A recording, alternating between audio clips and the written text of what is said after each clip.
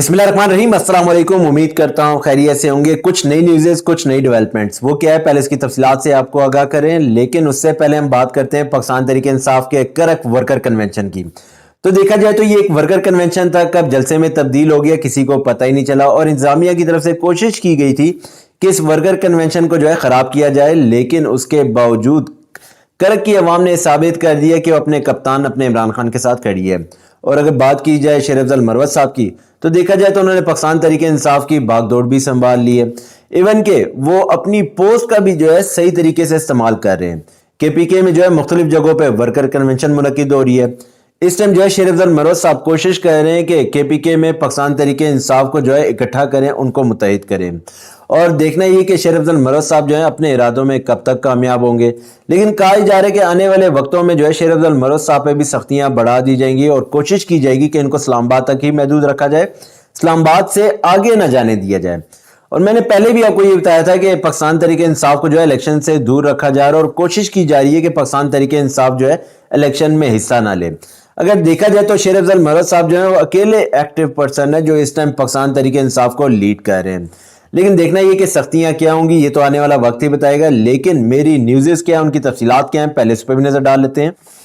मेरी जो पहली न्यूज़ है वो बेसिकली अली जैदी साहब के हवाले से, और ये बात सबको पता है कि अली जैदी साहब जो है अब पाकिस्तान तहरीक इंसाफ का हिस्सा नहीं रहे। लेकिन इस हवाले से क्या न्यूज़ है पहले इस पर भी नजर डाल लेते हैं।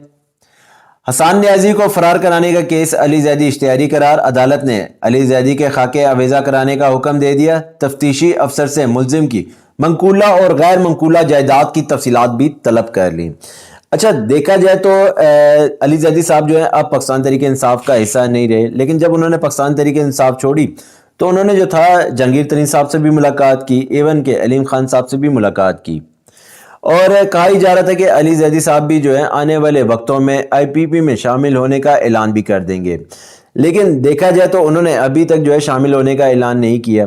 अच्छा, पाकिस्तान तहरीक इंसाफ के जो रहनुमा जो पाकिस्तान तहरीक इंसाफ को छोड़ चुके थे, उनको दो कैटेगरी में रखा गया है। एक वो जिन्होंने तो सियासत ही छोड़ दी, एक वो जिन्होंने पाकिस्तान तहरीक इंसाफ को तो छोड़ा लेकिन IPP में जो है अभी तक शामिल होने का ऐलान नहीं किया गया।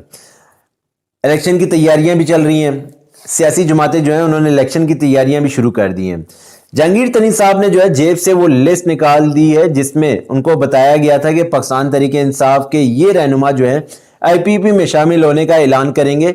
लेकिन देखा जाए तो काफ़ी रहनुमाओं ने जो है शामिल होने का ऐलान भी कर दिया है। लेकिन कुछ रहनुमा जो थे वो इस तरह के रह गए थे जिन्होंने अभी तक जो है IPP में शामिल होने का ऐलान नहीं किया। लेकिन उनकी इस कन्फ्यूजन को तोड़ने की वजह से जो है इस तरह के केसेस बनाए गए हैं। अब देखा जाए तो फवाद चौधरी साहब पे जो केस बनाया गया है कब का है और कब लगाया गया है। अब देखा जाए तो जो अली जैदी साहब पे जो केस बनाया गया है वो हसन न्याजी को जो था फरार कराने का केस था। अब देखा जाए तो हसन न्याजी साहब जो है कब से मंजर आम से गायब हैं।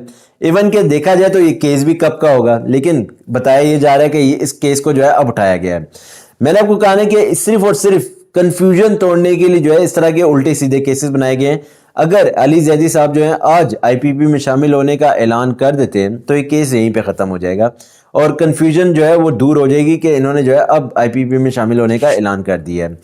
मैंने आपको कहा है कि इस समय देखा जाए तो इलेक्शन की तैयारियां शुरू हैं। जहांगीर तरीन साहब को जो लिस्ट प्रोवाइड की गई थी उस लिस्ट में जो थे बहुत सारे रहनुमाओं के नाम थे।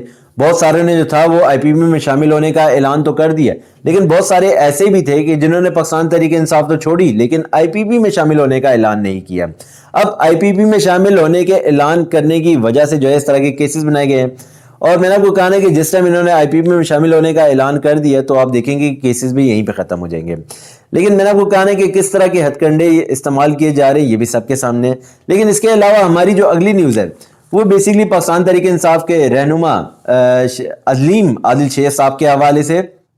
अदालत ने हलीम आदिल शेख पर फर्द जुर्म आयद करने के लिए 9 दिसंबर की तारीख मुकर्रर कर दी।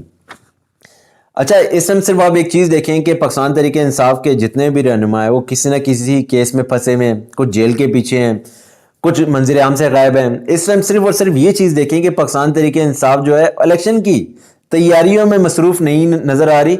इवन के जो है वो कोशिश कर रही कि जो उन पर मुकदमात बनाए गए पहले उनमें उनको रिलीफ दिया जाए। इस टाइम जो है शेर अफजल मरवत साहब जो है वो अकेले एक एक्टिव पर्सन है जो इस टाइम पाकिस्तान तहरीक इंसाफ को लीड कर रहे हैं।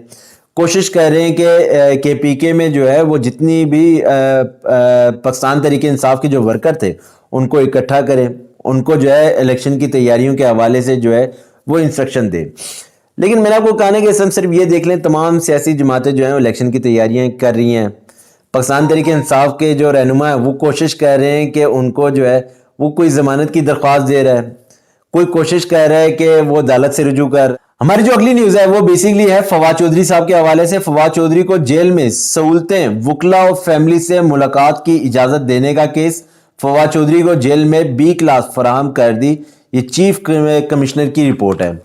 اچھا، یہاں پہ جو ہے وہ فواد چودھری صاحب کی طرف سے ایک درخواست جمع کروائی گئی تھی جس میں بتایا گیا تھا کہ ان کو فیملی سے ملاقات کی اجازت دی جائے، ان کو ان کے وکلا سے جو ہے ملنے کی اجازت دی جائے، ان کو وہ ساری فیسلٹیز مہیا کی جائے جو ان کا حق ہے۔ اور ایون کہ دیکھا جائے تو ان کو جو ہے وہ عدالت میں کیس ہوتا ہے، اور جو تھا وہ چیف الیکشن کمیشن نے بھی اس بات سے عدالت کو آگاہ کر دیا کہ ان کو بی کیٹیگری کا جو ہے وہ ٹریٹ کیا جا رہا ہے۔ اگلی نیوز ہے وہ جہانگیر ترین صاحب کے حوالے سے۔ جہانگیر ترین صاحب نے جو ہے جلسے سے خطاب کرتے ہوئے کہا ہے کہ چیئرمین پی ٹی آئی نے نئے پاکستان کا نعرہ لگایا، ہم بہترین پاکستان بنانے کی جدوجہد کریں گے، ہم نے 10-15 برسوں میں بہت کچھ سیکھا، روایتی سیاست دانوں کی طرح جھوٹے وعدے نہیں کریں گے۔ اچھا، اس ٹائم دیکھا جائے تو جہانگیر ترین صاحب نے بڑی عجیب بات کی، اور یہ بات تو بالکل ٹھیک ہے کہ انہوں نے جو ہے 10-15 برسوں میں جو ہے سیاست کو دیکھا ہے، بہت قریب سے دیکھا ہے، لیکن دیکھا جائے تو ان کا ابھی ٹائم دور ہے۔